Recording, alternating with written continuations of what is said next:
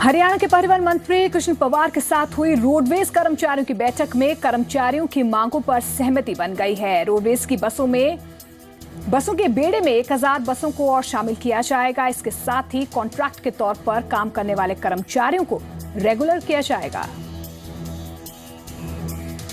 Haryana roadways के कर्मचारियों की आज प्रदेश के परिवहन मंत्री कृष्णलाल पवार के साथ बैठक हुई। बैठक में ज्यादातर कर्मचारियों की मांगों पर सहमति बनी। रोडवेज के बेड़े में 1000 नई बसें शामिल होंगी। साथ ही कॉन्ट्रैक्ट पर काम कर रहे कर्मचारियों को रेगुलर किया जाएगा। हरियाणा में जल्द ही रोडवेज और उसके कर्मचारियों के अच्छे दिन आने वाले हैं। रोडवेज कर्मचारियों और प्रदेश के परिवहन मंत्री कृष्ण पवार के बीच हुई बैठक में रोडवेज कर्मचारियों की कई मांगों पर सहमति बन गई है। हरियाणा रोडवेज में 1000 बसें बढ़ेंगी। साथ ही साल 2003 से 2014 के दौरान कॉन्ट्रैक्ट पर लगे रोडवेज के कर्मचारियों को रेगुलर किया जाएगा। साथ ही 1 साल का बोनस भी रिलीज किया जाएगा। 5000 बसों का बेड़ा तमाम अधिकारियों ने कहा कि जो हम करने का प्रयास करेंगे ताकि 1000 बसें हम इस साल इसमें पा दें। 1 अगस्त से ही अभी उन्होंने कहा कि हम अगस्त से ही ये प्रयास पूरा शुरू होगा कि आपको जल्दी सभी कर्मचारियों को नियुक्ति तिथि जो 2003 से है उनको रेगुलर किया जाएगा। और इसके साथ साथ बोनस का 1 साल का मंत्री जी ने वादा किया। अभी 1 साल का जो बोनस है वो हम जल्दी ही जारी करेंगे। रोडवेज कर्मचारियों ने ऐलान किया है कि जिन मांगों पर सहमति बनी है, अगर उन्हें जल्द ही लागू नहीं किया गया तो 7 तारीख को होने वाले राज्य स्तरीय सम्मेलन में आगे की रणनीति पर विचार किया जाएगा। जो डिमांडें उन्होंने मानी है उनको तुरंत लागू करने की वो पहल करें। अगर वो लागू करेंगे तो मोस्ट वेलकम, नहीं तो 7 तारीख को हम इस सारे समझौते की समीक्षा करने के बाद अपने राज्य स्तरीय कार्यकर्ता सम्मेलन में आगे की रणनीति की घोषणा करेंगे। रोडवेज के कर्मचारियों ने ऐलान किया है कि जिन मांगों पर सहमति बनी है, यदि उन्हें जल्द ही लागू नहीं किया गया तो आने वाली 7 तारीख को आगे की रणनीति बनाई जाएगी। चंडीगढ़ से ब्यूरो रिपोर्ट के साथ दिनेश कुमार, जी मीडिया। हरियाणा के सरकारी अस्पतालों के डॉक्टरों को अब गवाही देने के लिए कोर्ट कचहरी के चक्कर नहीं काटने पड़ेंगे, क्योंकि सरकार जल्द ही डॉक्टरों के लिए वीडियो कॉन्फ्रेंसिंग की सुविधा शुरू करने जा रही है। हरियाणा के सरकारी अस्पतालों में वीडियो कॉन्फ्रेंसिंग की सुविधा जल्द होने वाली है, जिससे डॉक्टरों को गवाही देने के लिए कोर्ट कचहरी के चक्कर नहीं काटने पड़ेंगे। अंबाला के सरकारी अस्पताल के डॉक्टरों को अदालतों में गवाही के झंझट से छुटकारा मिलने वाला है।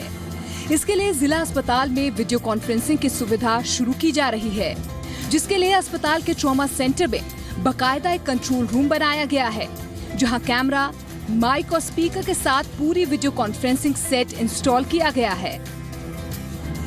खुद हरियाणा के स्वास्थ्य मंत्री ने बताया कि इस सिस्टम को पूरे प्रदेश में लागू किया जाएगा। विभाग ने इस बाबत हाई कोर्ट से तालमेल बिठा दिया है। सारे हरियाणा में वीडियो कॉन्फ्रेंसिंग के लिए इजाज़त दे दी है।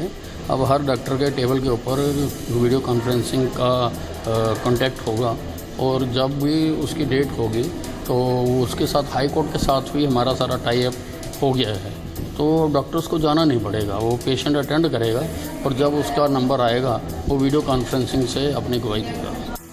अंबाला में वीडियो कॉन्फ्रेंसिंग की सुविधा जल्द शुरू होना तय है। महज इक्का दुक्का चीजों को छोड़कर तैयारी पूरी है। वहीं सरकारी अस्पताल के संचालक भी मानते हैं कि इससे डॉक्टरों का समय बचेगा। इसके लिए हम सारा लाइन बिछा चुके हैं और एक इक्विपमेंट और आना है जिसको उस वीडियो कॉन्फ्रेंस रूम में लगाएंगे।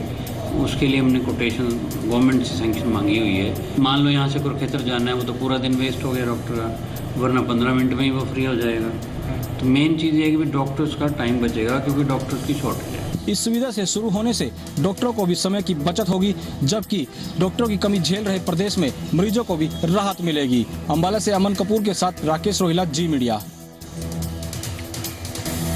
हिसार के खरड़ अलीपुर गांव में एक बार फिर से रूढ़िवादी सोच की झलक देखने को मिली है। गांव के मंदिर में दलितों के जाने पर मनाही का बड़ा मामला सामने आया है। गांव के दलितों का आरोप है कि शिवरात्रि के दिन दबंगों ने उन्हें मंदिर में ना जल चढ़ाने दिया और ना ही कावड़ चढ़ाने दी। मंदिरों में दलितों के आने जाने की मनाही, इस मुद्दे को लेकर कई बार विवाद होते रहे हैं, कई बार आंदोलन भी हुए हैं, लेकिन आज भी हमारे देश में, हमारे समाज में ये समस्या मौजूद है। तेरा जल कौन सा भाई, मैंने कारण पूछा वे क्यों नहीं चढ़ाने देते। वह कहने लगे कि तुम्हारा जल नहीं चढ़ा है, यहाँ पर नहीं चढ़ता, हम चढ़ने नहीं देंगे। दलित समुदाय से आने वाले 2 पंचों ने बताया कि उन्हें पहले भी कुछ दबंगों ने चेतावनी दी थी कि अगर उनके समुदाय में कोई भी कावड़ लेके आता है तो मंदिर में घुसने नहीं दिया जाएगा। 13 भाई बोला कावड़ लेने के लिए गया हुआ और उसको वहाँ हम जल नहीं चढ़ाने देंगे, बोला उसको मना कर। बोला बालक कावड़ लेने जा रहे जा रहे भाई, बोला उन्हें कह दी फोन करके कावड़ नहीं चढ़ाओ से वाला। बाकी बात भाई मारा के सिर को नहीं वो नो बोला भाई रोड़ा राड़ा हो जाएगा। महंतों के साथ एक और शख्स बैठे थे जो खुद को मंदिर का सेवादार बता रहे थे। उन्होंने भी रीति रिवाज और परंपरा का हवाला देते हुए दलितों के मंदिर में आने पर पाबंदी को सही बताया। मंदिर में नियम ये है कि शुरू से परंपरा है, ब्राह्मण, जाट, बनिया, सुनार, जो ये बरादरी हैं, माली, हीर, गुज्जर, ये सब यहाँ पर कावड़ चढ़ाते आए हैं। मंदिर के बाहर भी कुछ लोग ऐसे नजर आए जो इस रूढ़िवाद सोच के खिलाफ थे। बोला भगवान तो सारा का एक है, नीलकंठ भगवान रोक दे। किसी ने नुबेरा है कि भगवान के जैत का था, किसी ने बेरा तो बता दो बोला का बेरा किसी के जैत का था। तो ये महाराज जल क्यों चुनाने दिन भैया का मैं तो इसे बात करता रहा भाई। कई लोगों का कहना था कि पूरे गांव की तरफ से दलितों की मंदिर में एंट्री पर मनाही नहीं है, बल्कि चंद शरारती लोग हैं जो इस तरीके का विवाद खड़ा कर रहे हैं। जीएसटी बिल पास होने का रास्ता अब लगभग साफ हो चुका है। कल इसे राज्यसभा में पेश किया जाएगा। कल राज्यसभा में पेश किए जाने वाले जीएसटी बिल को लेकर बुधवार का दिन केंद्र सरकार के लिए बेहद अहम रहने वाला है। जीएसटी बिल पास होने का रास्ता अब लगभग साफ हो चुका है। कल इसे राज्यसभा में पेश किया जाएगा। बीजेपी, कांग्रेस और टीएमसी ने अपने सांसदों को व्हिप जारी कर अपने सभी सांसदों को अगले 3 दिन तक सदन में मौजूद रहने को कहा है। संसदीय दल की बैठक के बाद केंद्रीय मंत्री वेंकैया नायडू ने बताया कि सभी दलों से सरकार की बातचीत हो चुकी है। उन्होंने उम्मीद जताई कि जीएसटी बिल सर्वसम्मति से पास हो जाएगा। ये आम सहमति के साथ कल जीएसटी राज्यसभा में लिस्टेड है। हम उम्मीद करते हैं ये सर्वसम्मति से पारित होगा।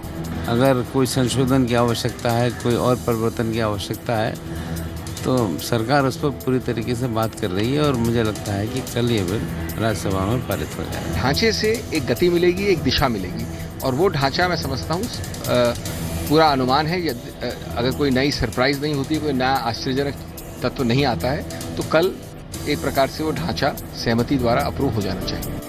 जीएसटी लागू होने के बाद पूरे देश में एक ही दाम पर सभी सामान मिलेंगे। जीएसटी के जरिए अब तक दिए जाने वाले सभी अप्रत्यक्ष करों को हटा लिया जाएगा।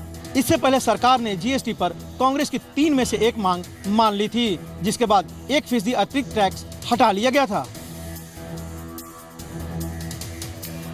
पाकिस्तान दौरे पर जा रहे गृह मंत्री राजनाथ सिंह की सुरक्षा को लेकर भारत ने चिंता जाहिर की है।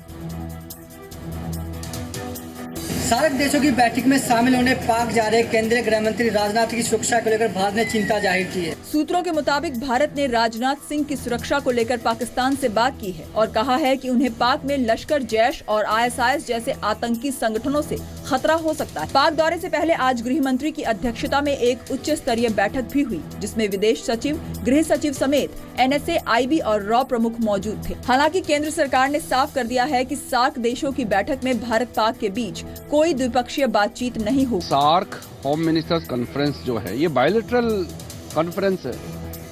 हमारे होम मिनिस्टर वहाँ के पाकिस्तान के होम मिनिस्टर से अलग से मिलने थोड़ी जा रहे हैं। जम्मू कश्मीर में तनाव और पठानकोट एयरबेस पर हमले के बाद किसी केंद्रीय मंत्री का ये पहला पाकिस्तान दौरा है। राजनाथ सिंह को सार्क देशों के गृह मंत्रियों की बैठक में शामिल होने के लिए पाकिस्तान जाना है। 3 और 4 अगस्त को इस्लामाबाद में सार्क देशों की बैठक होनी है। राजनाथ सिंह के पहुँचने पर हाफिज सईद ने इस्लामाबाद, लाहौर, कराची और पेशावर समेत कई शहरों में प्रदर्शन की धमकी दी है।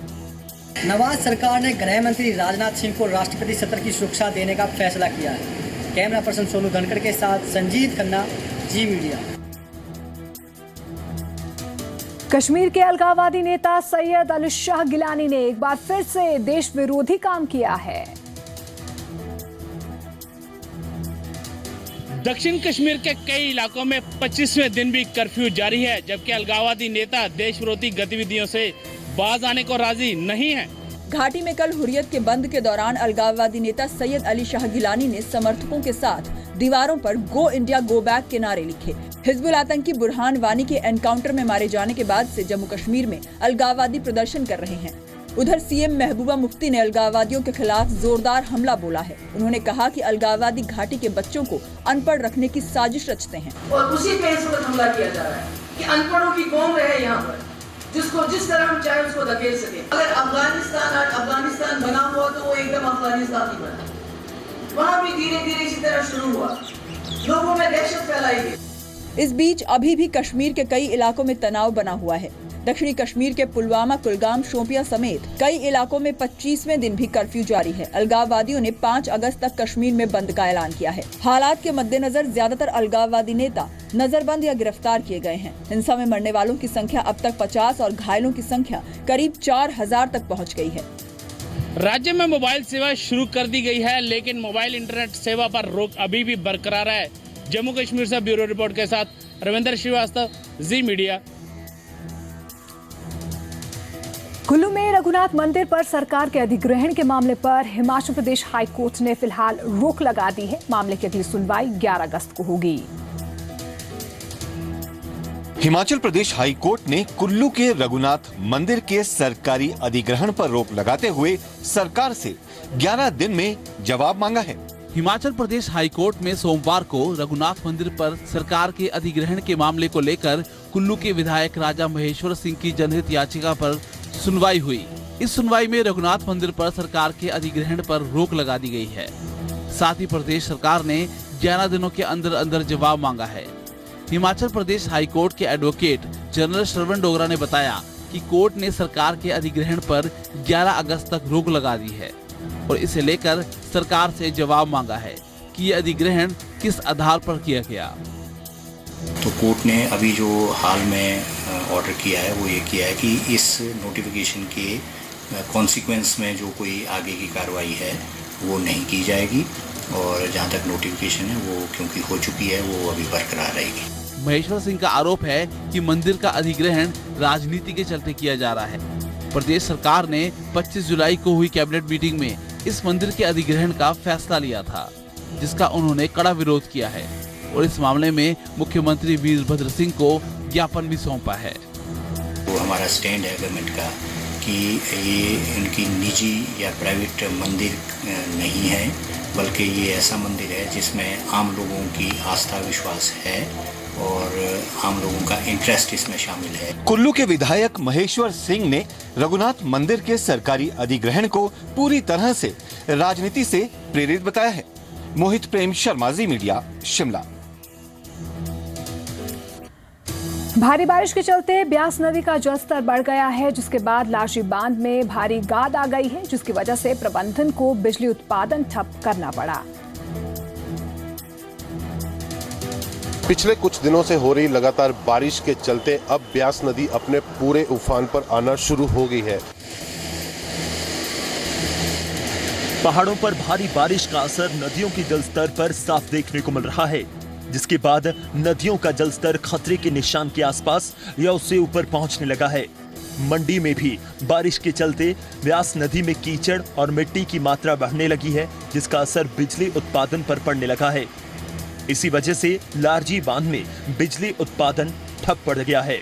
आपको बता दें कि 2000 पीपीएम तक गाद आने की स्थिति में उत्पादन चलता रहता है, लेकिन सुबह पानी में गाद की मात्रा 2800 पीपीएम तक पहुंच गई थी, जिसके चलते विद्युत उत्पादन रोकना पड़ा। लारजी बांध में आज सुबह से ही विद्युत उत्पादन ठप हुआ, क्योंकि ब्यास नदी में लगातार गाद के चलते वहां पे जो विद्युत उत्पादन है उसको बंद करना पड़ा है और प्रशासन ने अब हर तरफ अलर्ट जारी कर दिया।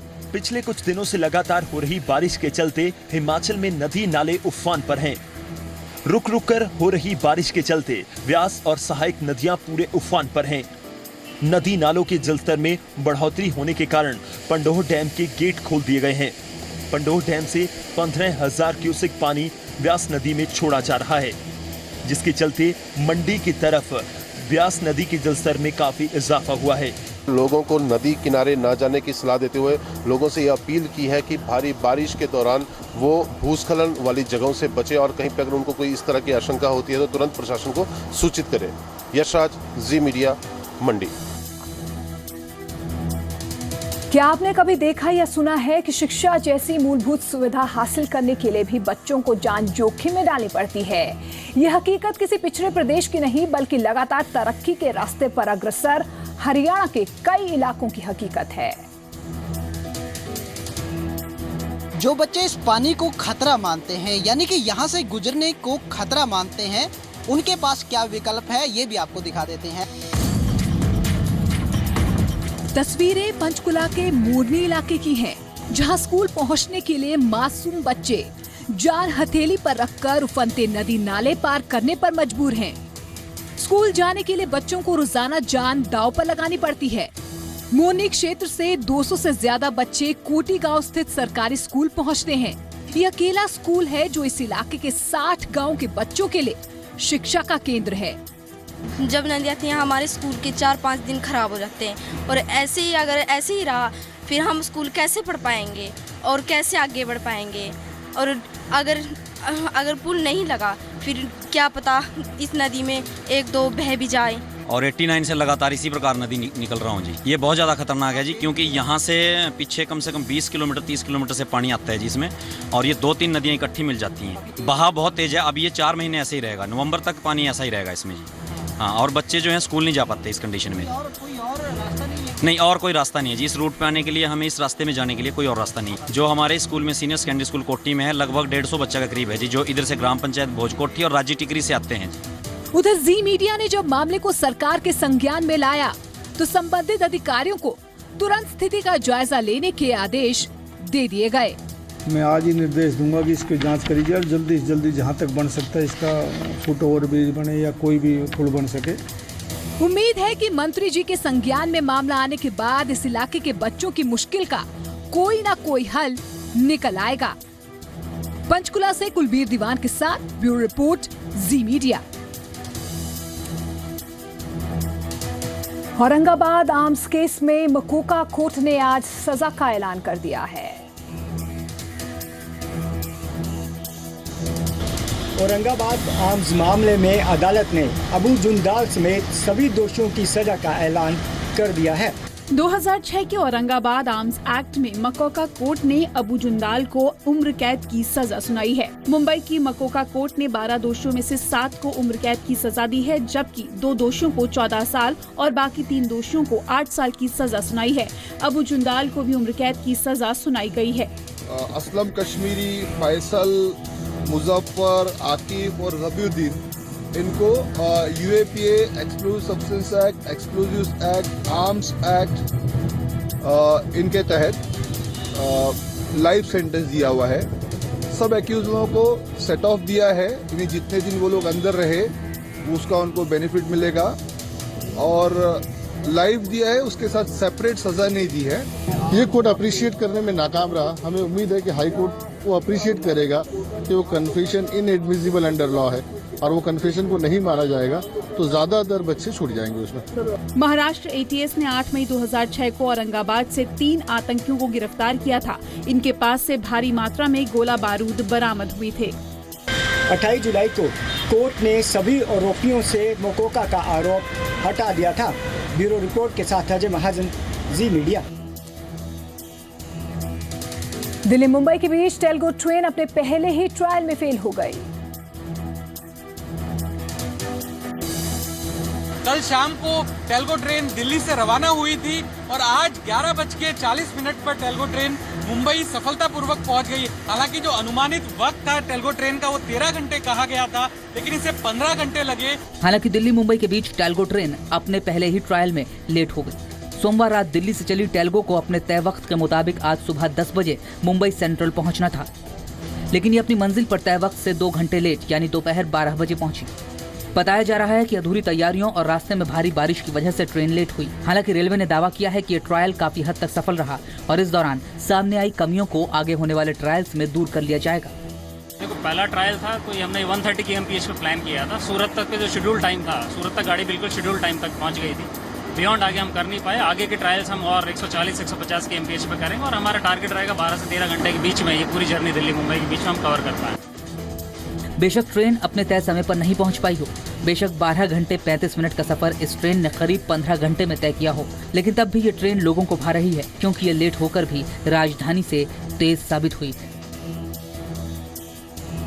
रेसलर नरसिंह को डोप टेस्ट मामले में क्लीन चिट मिलने के बाद उनके समर्थकों में काफी खुशी है। हरियाणा के खेल मंत्री अनिल विज ने भी नरसिंह का रियो जाने का रास्ता साफ होने पर खुशी जाहिर की है। हरियाणा के खेल मंत्री ने नरसिंह को नाडा की तरफ से क्लीन चिट मिलने पर खुशी जाहिर करते हुए उन्हें बधाई दी है। रियो ओलंपिक में देश के लिए पदक जीतने की खातिर दो हाथ करने से पहले पहलवान नरसिंह को देश के भीतर डोप टेस्ट विवाद की चुनौती से जूझना पड़ा, जिसे पार पाने के बाद उनके समर्थकों और परिवार में खुशी है। इस बीच हरियाणा के खेल मंत्री अनिल विज ने भी नरसिंह के रियो जाने का रास्ता साफ होने पर खुशी जाहिर की है। उन्होंने भरोसा जताया है कि नरसिंह देश की खातिर पदक जीत कर ही लौटेंगे। साथ ही उन्होंने इस पूरे मामले की जांच की बात कही।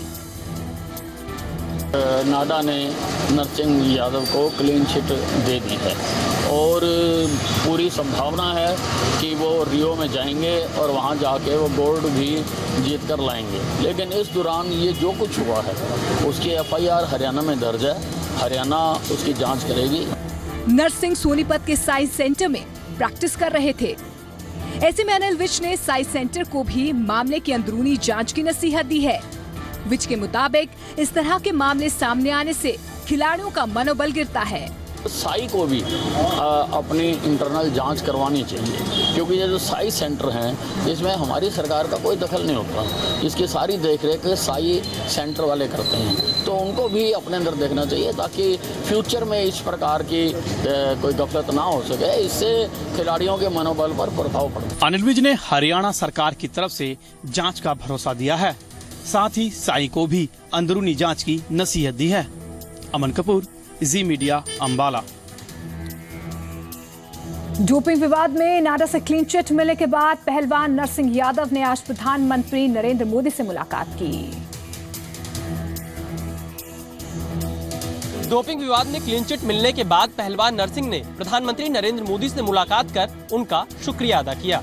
पीएम से मिलने के बाद नरसिंह यादव ने बताया कि पीएम ने उन्हें आशीर्वाद दिया। नरसिंह के मुताबिक पीएम ने भरोसा दिलाया कि उनके साथ कभी अन्याय नहीं होगा।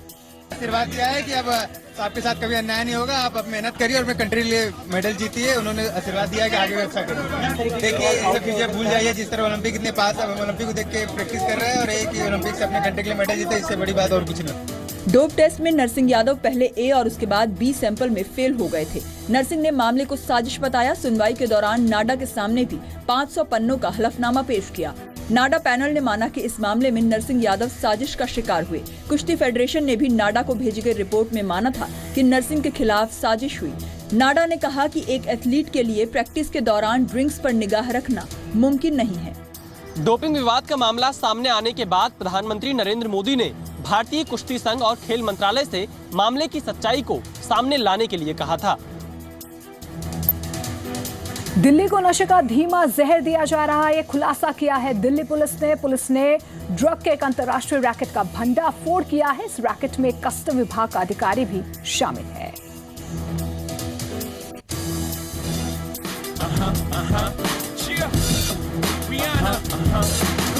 मुंबई के बाद अब दिल्ली में म्याऊ म्याऊ। मुंबई की पार्टियों में नशे का जाल फैलाने वाली ड्रग मेफेड्रिन म्याऊ म्याऊ अब देश की राजधानी दिल्ली में पैर पसार रही है। मुंबई और दिल्ली से गिरफ्तार ड्रग तस्करों ने जो खुलासा किया है वो दिल्ली पुलिस के होश उड़ाने के लिए काफी था। एक व्यक्ति जो मोहम्मद फैजान सुपारी वाला, ये मुंबई का रहने वाला है, ये दिल्ली आया हुआ था इस ड्रग्स को लेने के लिए, तो इसको अप्रहेंड किया गया और फिर केस रजिस्टर किया गया और इसको अरेस्ट किया गया। इसमें अभी तक टोटल 8 आदमी अरेस्ट हो चुके हैं। दिल्ली पुलिस की स्पेशल टीम ने मुंबई के फैजान सुपारीवाला और दिल्ली के सीआर पार्क से सन्नी नाम के ड्रग किंग समेत कुल 8 लोगों को गिरफ्तार कर 20 करोड़ रुपए की म्याऊ म्याऊ ड्रग जब्त की है। जो व्यक्ति ये मोहम्मद फैजान मुंबई से यहाँ दिल्ली लेने हुए आया था, इसके बाद इनके और आगे लोग हैं जो मुंबई में हैं, जो मुंबई के एरिया में, मुंबई के सर्किल में सप्लाई करते हैं और इसकी फिर बहुत बड़ी क्वांटिटी मिडिल ईस्ट के कंट्रीज़ में और यूरोप और यूएस की कोरियर के थ्रू, कार्गो के थ्रू सप्लाई की जाती है। दिल्ली पुलिस के मुताबिक राजधानी में बड़े स्तर पर ड्रग के इस काले धंधे का खेल चल रहा है। पुलिस के मुताबिक इसके तार अंतर्राष्ट्रीय तस्करों से जुड़े हुए हैं। ड्रग की तस्करी कोरियर और ह्यूमन कैरियर के जरिए की जाती है। म्याओ म्याओ की तस्करी में एक हाई प्रोफाइल कस्टम ऑफिसर का भी नाम आ रहा है। महेंद्र सिंह राणा नाम के इस कस्टम ऑफिसर की भूमिका की पुलिस जांच कर रही है। पिछले 2 दिनों से पुलिस इसके ऑफिस और घर पर तलाश कर चुकी है, लेकिन ये फरार है। पुलिस के मुताबिक दिल्ली की नाइट लाइफ और पार्टियों में आने वाले लड़के और लड़कियों को इसकी सप्लाई की जाती है। ड्रग है म्याओ म्याओ के नाम से बड़ी बड़ी पार्टियों में, रेप पार्टीज में, क्लब में ये सप्लाई होती है। छोटी छोटी क्वांटिटी में बहुत इफेक्टिव होती है। आप सऊदी अरब से एक हैरान करने वाला वीडियो सामने आया है। एक पालतू बाघ ने एक शख्स पर हमला कर दिया। सऊदी अरब में एक शख्स को अपने दोस्त के घर पले पालतू बाघ से खेलना महंगा पड़ गया। सऊदी अरब से एक हैरान करने वाला वीडियो सामने आया है। एक पालतू बाघ ने एक शख्स पर हमला कर दिया। हमले का शिकार हुआ शख्स अपने दोस्त के घर में पले बाघ से खेल रहा था। इसी दौरान बाघ ने अटैक कर दिया। हमले के वक्त वहां मौजूद दोस्त वीडियो बनाने लगा, ये सोचकर कि बाघ खेल रहा है, लेकिन थोड़ी ही देर बाद वो चौंक गया। बाघ अपने बाड़े में खड़े शख्स पर टूट पड़ा। बाघ ने उसका पैर पकड़ लिया और उसे जमीन पर गिराकर खींचने लगा। ये देखने के बाद बाघ के मालिक ने उसे डंडे से दूर हटाने की कोशिश की, लेकिन काफी देर तक बाघ उस शख्स की टांग पकड़कर खींचता रहा। और अब जाते जाते देखिए आपके शहर के मौसम का हाल। हरियाणा और पंजाब में ज्यादातर बड़े शहरों में अधिकतम तापमान 35 डिग्री सेल्सियस से नीचे बना हुआ है। पहाड़ों और मैदानों में भारी बारिश के चलते नदियों का जलस्तर बढ़ रहा है। कई जगहों पर बारिश दिक्कतें भी पैदा कर रही है, लेकिन दिल्ली, एनसीआर सहित गर्म रहने वाले शहरों में लोगों को राहत मिली है। हिसार में अधिकतम तापमान 32 डिग्री सेल्सियस दर्ज किया गया, जबकि दिल्ली में अधिकतम तापमान 33 डिग्री सेल्सियस रिकॉर्ड किया गया। वहीं गुरुग्राम में 31 डिग्री सेल्सियस। पंजाब की बात करें तो यहां अमृतसर में 33 डिग्री सेल्सियस और बठिंडा में 34 डिग्री सेल्सियस तापमान दर्ज हुआ है, जबकि लुधियाना और पटियाला में 32 डिग्री सेल्सियस तापमान रहा। हिमाचल की राजधानी शिमला में 21 डिग्री सेल्सियस, मनाली और धर्मशाला में 25 डिग्री और श्रीनगर में 29 डिग्री सेल्सियस तापमान दर्ज किया गया। पहाड़ों पर भारी बारिश के चलते नदियों का जलस्तर बढ़ रहा है, वहीं तापमान में भी कमी का दौर जारी है। ब्यूरो रिपोर्ट के साथ संदीप सिंह, जी मीडिया।